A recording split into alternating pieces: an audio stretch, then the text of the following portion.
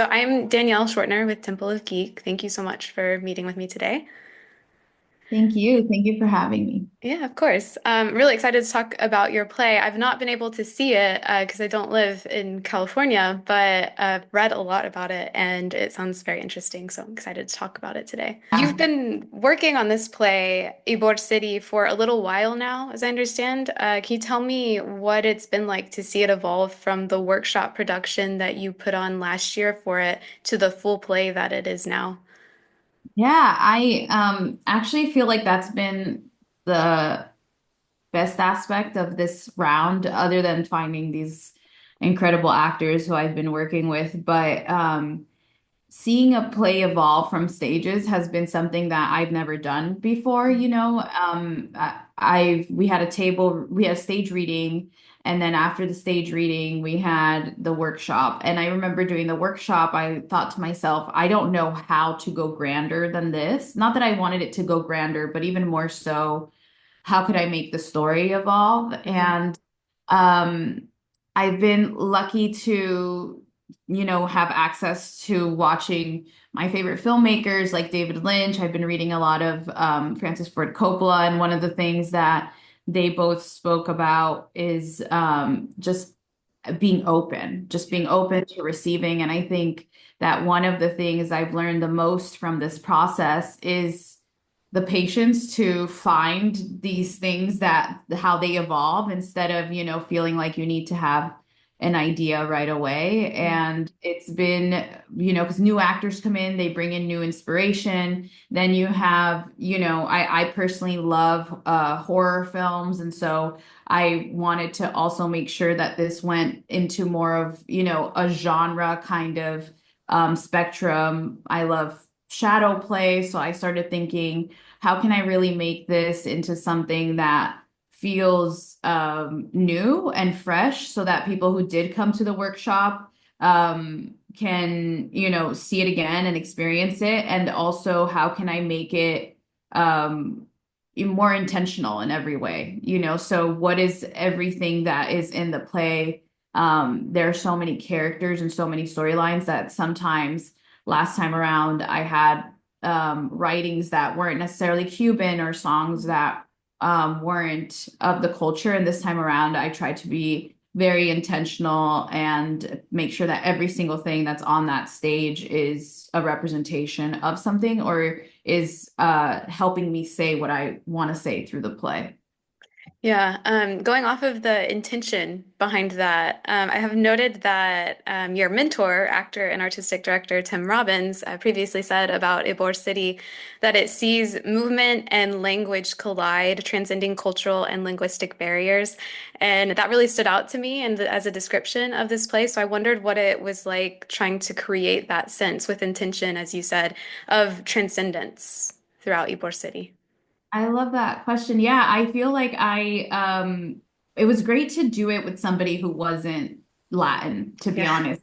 And because I am Latin, and so to have somebody to bounce off of who that their language isn't the first language, Mhm. isn't Spanish, or that they are not necessarily of the culture, because it really made me feel that if it was resonating with him, that it could resonate to a larger audience. Mhm. There was one time that I sent him a script and it was all in Spanish, and he emailed me and he's like, "This script is fully in Spanish. I can't read it." And I remember laughing to myself because I think that's how we think, a lot of us who are bilingual, it's just thoughts. I never go, Mhm. am I thinking in English or am I thinking in Spanish? Or, my mom's Brazilian, so, and I was born in Brazil, so, am I thinking in Portuguese? And it's Mhm. always been something that has been such a complexity of, I think, my upbringing that I really wanted to explore, and I want to explore in all my work, not only in Ybor City, but the idea of transcending language. I really believe that we as humans connect on an emotional scale. So,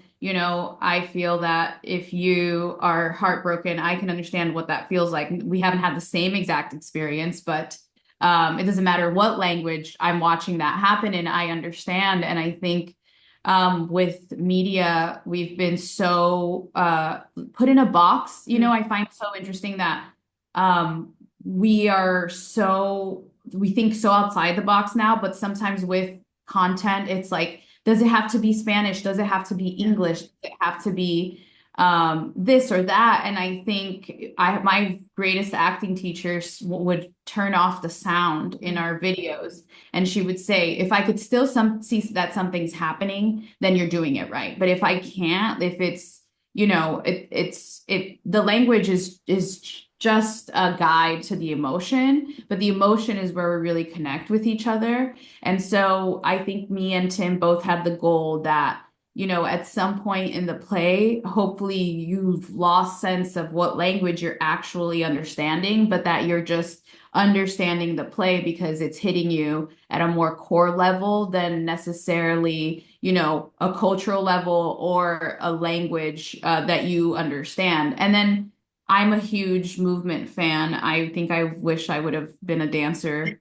I was a little bit of, but I didn't. I, went into the theater and did less of that. But we have these beautiful movement piece that also is used to convey, what's happening in the story. And so it's been really incredible. I feel like this play is really just like a full expression of who I am. And yeah, being able to do it with him, who is so tapped in to, has his finger on the pulse, has been really like a gift.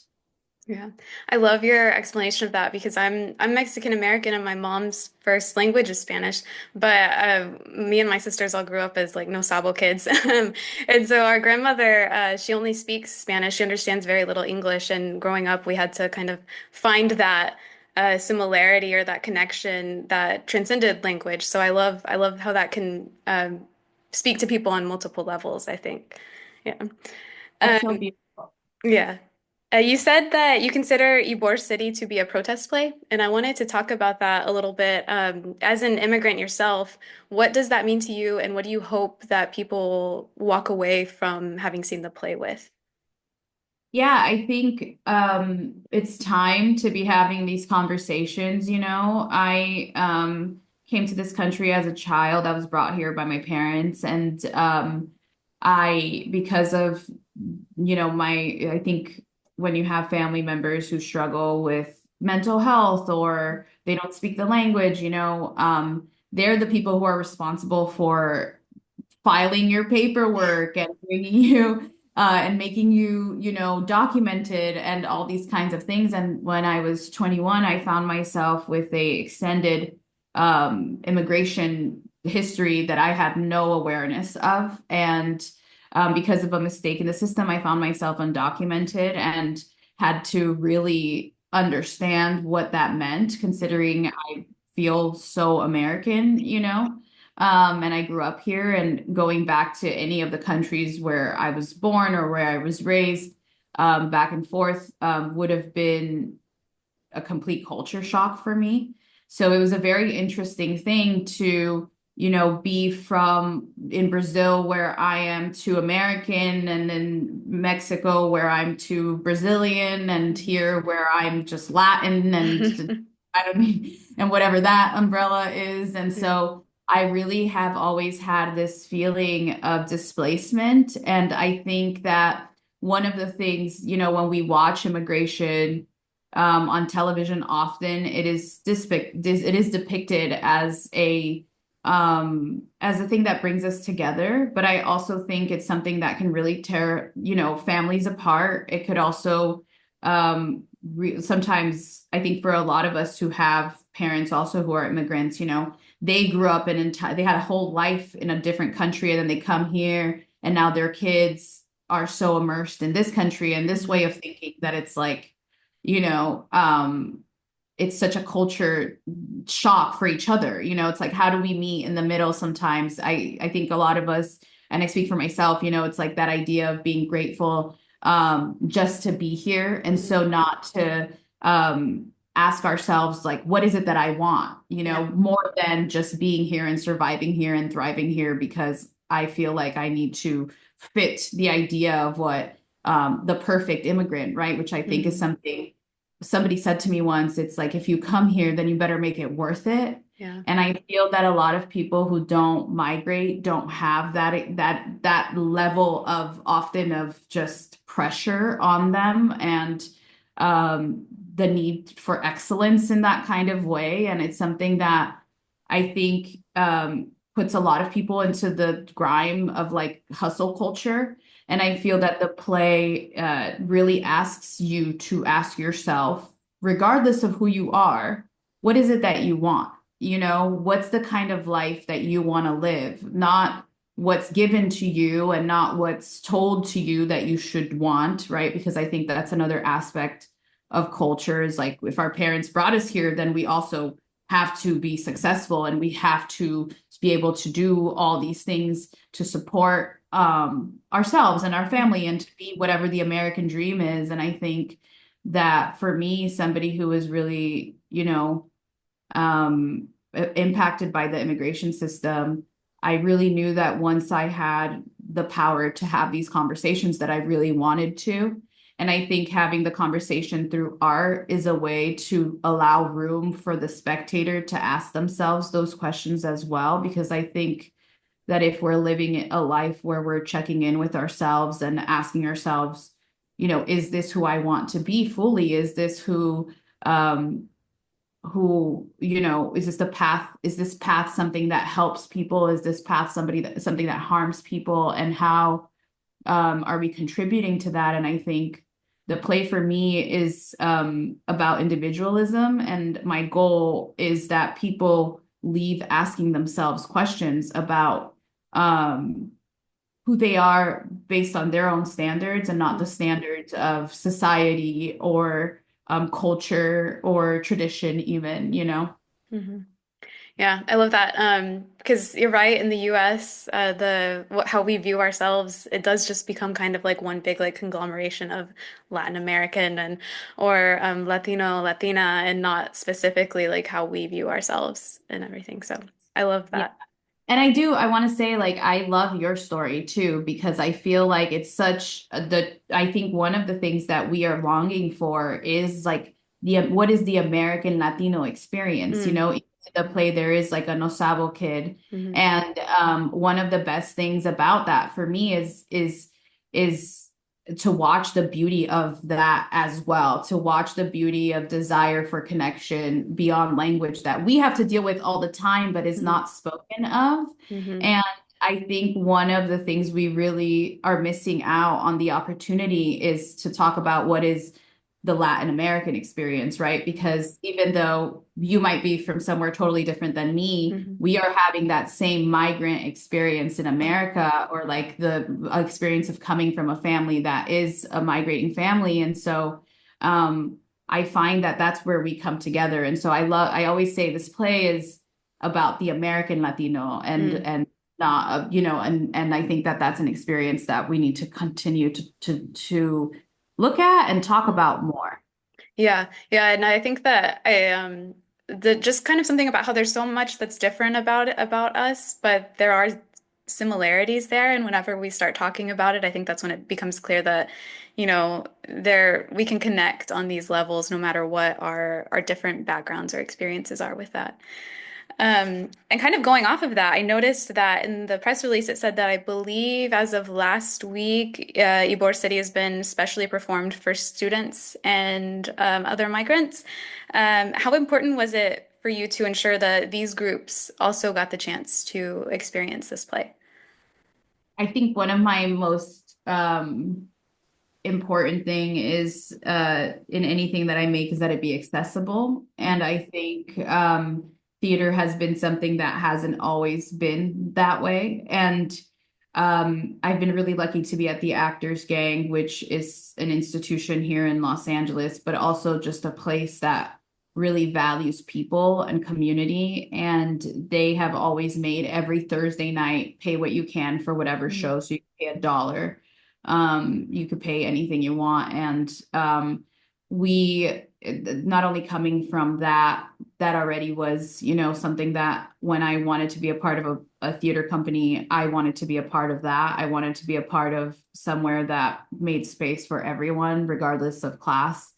And the other thing is, for me, it's really important when young people see the play because I think it took me a long time to ask myself those questions to really say, what is my personal power? I think one of the most beautiful things, which one of my heroes, Dolores Huerta, always says, we have people power, but that starts within us empowering ourselves. And so I really want, young people to know that if there isn't a place where they see themselves reflected, that they can create that place themselves. I think that was something that, when I came to LA, I really thought that people would just get me and that would be a no-brainer, like I spoke all these languages and I had credits and it was like, oh, I know what I'm doing here, but it wasn't that. It was, I think the play in its own way also has this